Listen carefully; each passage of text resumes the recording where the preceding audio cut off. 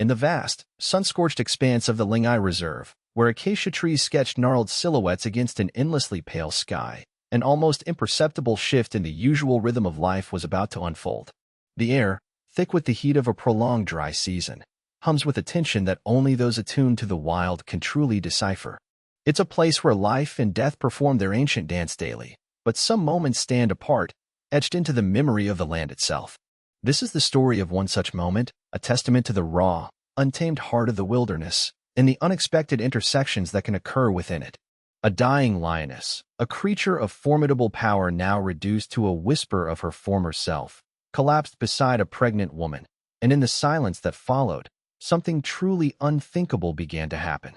Before we dive in, let us know where you're watching from in the comments, and if you believe kindness exists in the wild, hit that like button and subscribe.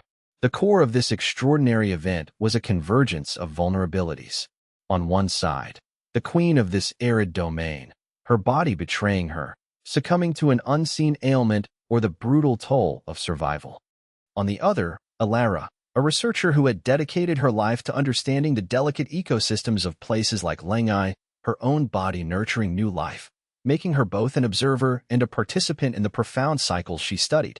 The land itself was a character in this drama, parched, demanding, yet holding the potential for breathtaking beauty and startling compassion. The immediate stake was clear: a magnificent animal was at the precipice of death. But as the minutes stretched under the oppressive African sun, a deeper, more complex series of events was set into motion, challenging every known boundary between species, between fear and empathy, between despair and a desperate, burgeoning hope. The silence of the savannah was heavy, but something was about to shift in that silence.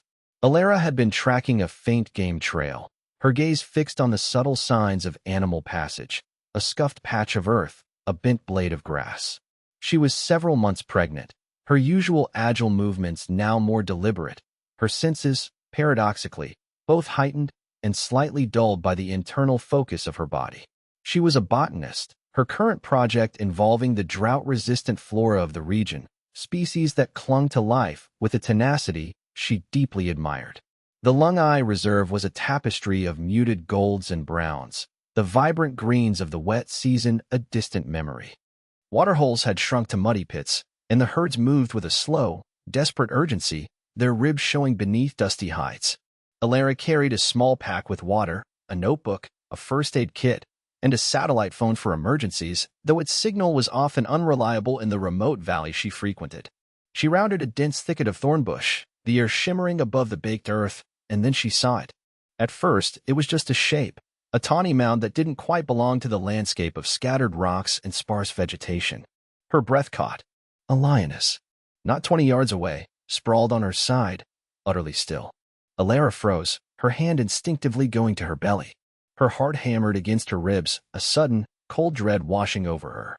Lions were common in Ling'ai, but an encounter this close, with an animal so obviously incapacitated, was rare and inherently dangerous. She scanned the surroundings, her training kicking in. Was there a pride nearby? Cubs? A male? The silence was absolute, save for the distant, almost mournful call of a lone dove. The lioness lay with her back partially towards Alara, her flank rising and falling in shallow, almost imperceptible breaths. She was terribly thin, her hip bones jutting sharply, her coat dull and matted. A long, dark score, crusted with dirt and dried blood, ran along her hind leg, an old wound, perhaps, but it didn't look fresh enough to be the cause of this collapse. Alara took a slow, cautious step closer, then another, her boots making almost no sound on the sandy soil. The lioness didn't stir. Her eyes were closed, her magnificent head resting on the earth as if surrendering to its final claim. A low, guttural sound, like the distant rumble of thunder, vibrated from the direction of a rocky outcrop far to her left. Hyenas. They hadn't scented the lioness yet, or if they had, they were still wary. But their presence was a chilling reminder of the brutal efficiency of the wild. The Ling'ai was a vast, interconnected web, and the plight of one creature often signaled opportunity for another. The sun beat down relentlessly, and Alara could feel the sweat trickling down her back. The heat, the stillness, the dying predator, it all pointed to a grim, inevitable conclusion. But something about the scene, the profound vulnerability of this apex hunter, resonated deep within Alara, stirring an unease that went beyond simple fear. She had a feeling that the straightforward narrative of nature taking its course was about to be complicated. The air grew heavier, the silence more profound. Alara edged closer, her gaze fixed on the lioness. She could see the faint tremor in the animal's limbs, the way dust puffed around her nostrils with each shallow exhalation. This wasn't just an animal resting. This was an animal at the very edge of existence. The catalyst wasn't a sudden movement or a roar, but a sound so faint Alara almost dismissed it as a trick of the wind, a soft, sighing groan that seemed to carry an impossible weight of suffering. It was a sound that pierced through Alara's scientific detachment, touching a chord of pure, unadulterated empathy. In that moment, the lioness was not just a subject of ecological study, but a fellow being in profound distress. Alara remembered the faint hyena calls from earlier. They seemed a little closer now, a subtle shift in the atmosphere that tightened the knot of anxiety in her stomach. Her training dictated she should retreat, call the ranger station, observe from a safe distance. But the sound from the lioness, so utterly desolate, held her captive. She found herself inching forward, her mind racing. What could she do? Offer water? Unlikely the lioness could drink, or would even allow her near. Try to create shade? The sun was merciless. She fumbled for her satellite phone, her hands shaking slightly. The screen flickered, displaying no signal. Typical. She was in a known dead zone, a shallow depression shielded by granite copies. To get a signal, she'd have to climb one of an outcropping, exposing herself and leaving the lioness alone for precious minutes. It was a terrible choice. Her first attempt to help, even just to summon aid, was blocked by the indifferent geography of the land. The lioness groaned again, a sound that was less breath, more a release of fading spirit. Alara felt a pang of despair, a sense of utter helplessness. Was she merely to be a witness to this solitary death? The heat was becoming a physical presence, pressing down on Alara, making her own breath feel labored. The shadows of the acacia trees were shrinking, offering little respite. She looked at the lioness, her heart aching. The animal's ribs were starkly visible, a cage barely containing the failing life within. The old wound on her leg looked inflamed, but it wasn't actively bleeding. Perhaps it was an infection, or simply starvation, the slow, cruel attrition of a failed hunt too many. Alara thought of the life within her own body, the tiny, insistent kicks she'd begun to feel. A wave of maternal protectiveness, fierce and primal, washed over her, not just for her own unborn child, but for this dying mother, for all mothers who fought to sustain life against overwhelming odds. She decided she couldn't just leave. Not yet. She would try to reach higher ground for a signal, but first, she had to try something, anything. She unstrapped her water bottle, her movements slow and deliberate. Crouching low, she crept a little closer, speaking softly, her voice barely a murmur. "I'm here. I won't hurt you." The words felt inadequate, foolish even, but the instinct to offer comfort was overwhelming. The lioness's ear twitched, the barest flicker of response. Her eyes remained closed. Alara unscrewed the cap of her bottle and, with infinite care, poured a small amount of water onto the parched earth near the lioness's muzzle. The water soaked in instantly, leaving a dark patch that quickly began to fade under the sun's glare. It was a futile gesture, she knew, but she had to try. She waited, her body tense, every nerve ending alive. The lioness didn't move. Her breathing seemed even shallower now. A shadow passed overhead. Vultures. Circling high, patient. They knew. Their presence was an omen, a stark confirmation of the grim reality. Alara felt a cold dread. Time was running out, not just for the lioness, but for her own window of opportunity to get help. She glanced towards the nearest granite outcrop, a small, climbable rise about 50 yards away. It would take her precious minutes to get there, minutes the lioness might not have. The distant cackle of a hyena, closer this time, more distinct, sent a shiver down her spine. They were growing bolder, drawn by the sin of weakness, of impending death. This was the second, more direct antagonist micro-cameo. The silent, oppressive heat was one threat. The active, hungry scavengers were another, far more immediate. Alara stood, her decision made. She had to try for the signal. She backed away slowly, her eyes still locked on the lioness, a silent promise passing between them, or so she hoped. "I'll be back," she whispered, the words swallowed by the vast, indifferent silence of the savannah.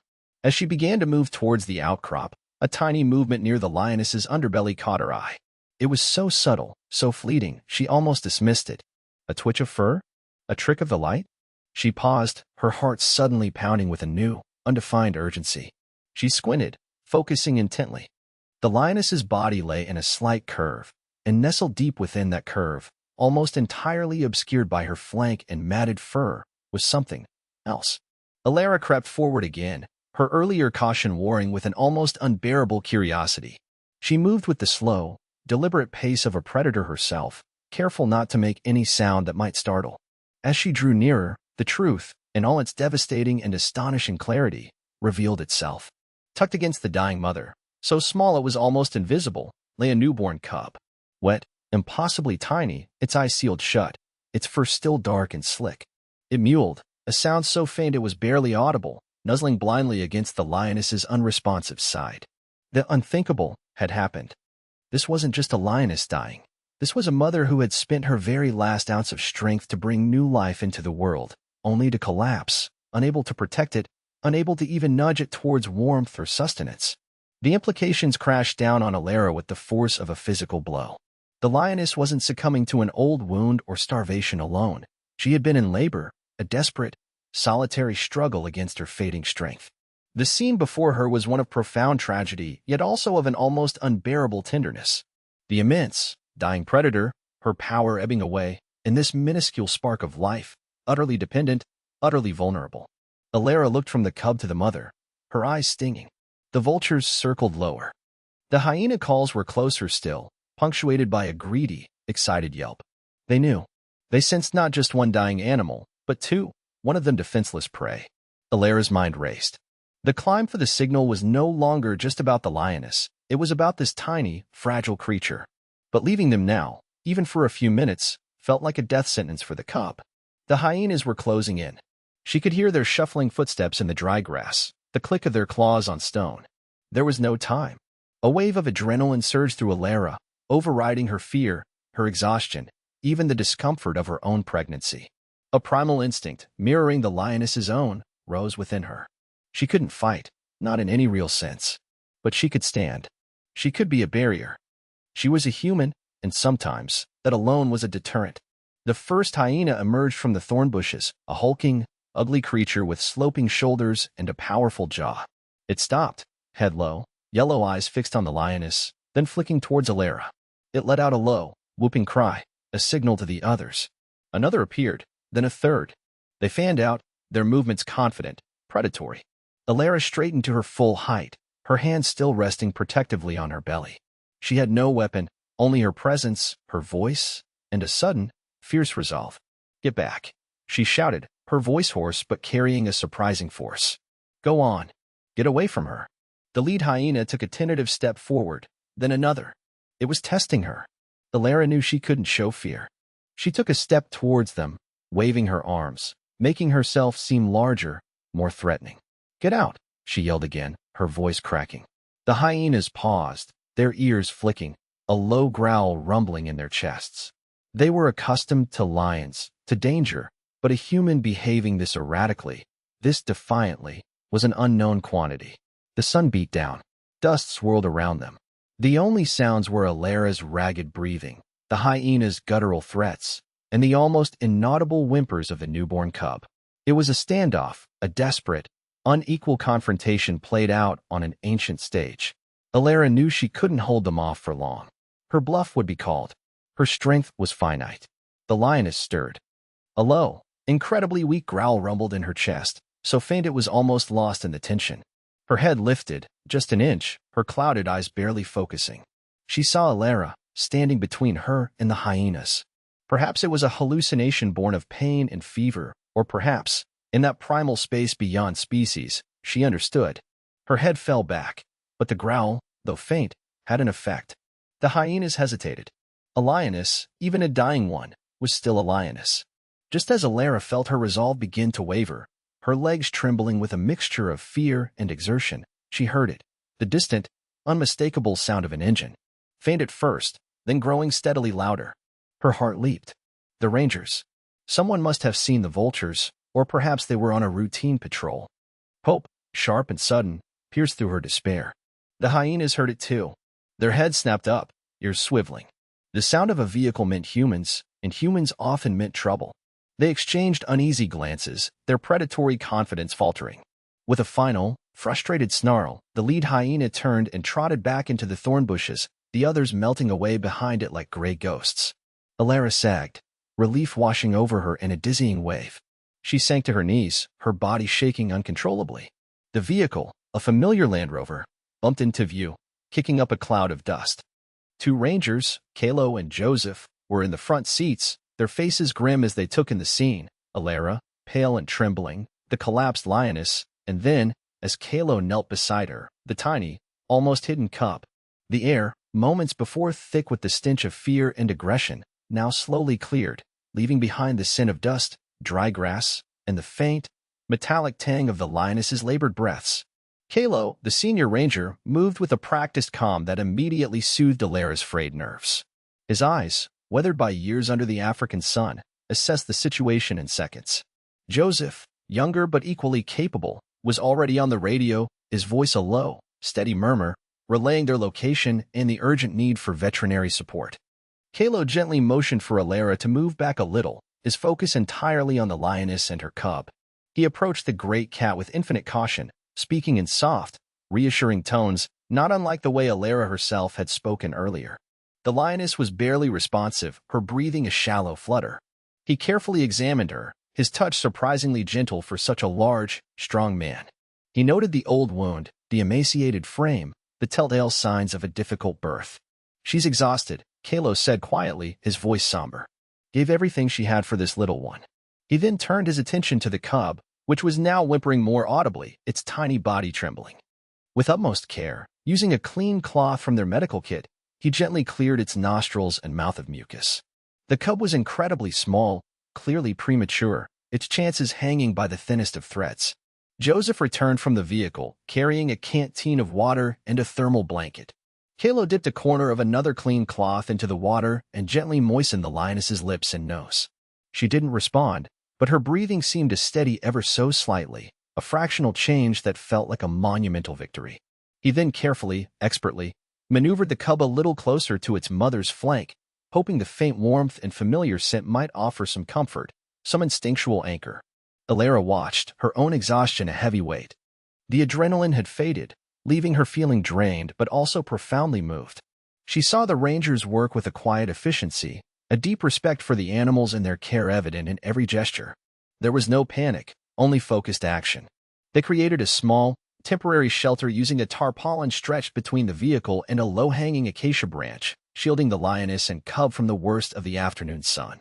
The minutes stretched into an hour. The veterinary team was en route, but the reserve was vast, and they were coming from the main camp, a considerable distance away. Kalo and Joseph took turns monitoring the Lioness, checking her breathing, trying to coax a few more drops of water onto her tongue. The cub, nestled against its mother, seemed to quieten, its tiny movements becoming less frantic. Alara sat a little way off, sipping water Kalo had given her. She felt a profound connection to the scene unfolding before her, a shared experience of motherhood, of life's fragility and its fierce tenacity. Her hand rested on her own belly, where her child moved, a counterpoint of vibrant life to the stillness of the Lioness. She thought of the Lioness's courage, her instinct to protect her offspring even as her own life force dwindled. It was a raw, powerful display of nature's most fundamental drive. As the sun began its slow descent, painting the sky in hues of orange and purple, the vet team finally arrived. Dr. Eris, a woman whose calm demeanor matched Kalo's, quickly took charge. An IV line was carefully inserted into the Lioness's leg, fluids slowly dripping to combat dehydration and shock. The cub was examined with gentle, expert hands, its tiny heart beating with a fragile rhythm. It was weak, dangerously so, but alive. The decision was made to transport both mother and cub to the sanctuary's small clinic. It was a risk, but leaving them exposed, even with the ranger's protection, was a greater one. A specialized transport crate was brought, and with immense care, the Lioness was gently lifted onto a stretcher and then into the crate. The cub was placed in a smaller, insulated carrier, kept close to a warm water bottle. Alara watched as the vehicles prepared to depart. Kalo walked over to her. "You did well, Alara," he said, his voice quiet but sincere. "You were very brave. You gave them a chance." Alara could only nod, tears welling in her eyes. It wasn't just bravery, it was something deeper, a recognition, a shared spark. As the taillights of the convoy disappeared into the gathering dusk, Alara remained, standing alone in the now silent bush. The vultures had long since departed, their vigil ended. The hyenas would not return to this spot tonight. She looked up at the vast, star-dusted sky, a profound sense of awe washing over her. The lioness and her cub had a fragile hold on life, their future uncertain, but for now they were safe. Hope, a tiny, resilient seed, had been planted in the parched earth of the Ling'ai. Alara placed her hand on her belly once more, feeling the gentle flutter of life within. The air was cool now, the silence no longer heavy with dread, but filled with a quiet reverence for the incredible, unpredictable, and often deeply moving tapestry of life in the wild. She knew, with a certainty that settled deep in her bones, that this day would stay with her forever, a reminder of the fierce love that binds all mothers, and the unexpected moments of grace that can bloom even in the harshest of landscapes. And then, for the first time in what felt like an eternity, a deep, restorative silence returned to the savannah. Thanks for watching. If this story touched you, give it a like and subscribe for more wild moments of wonder.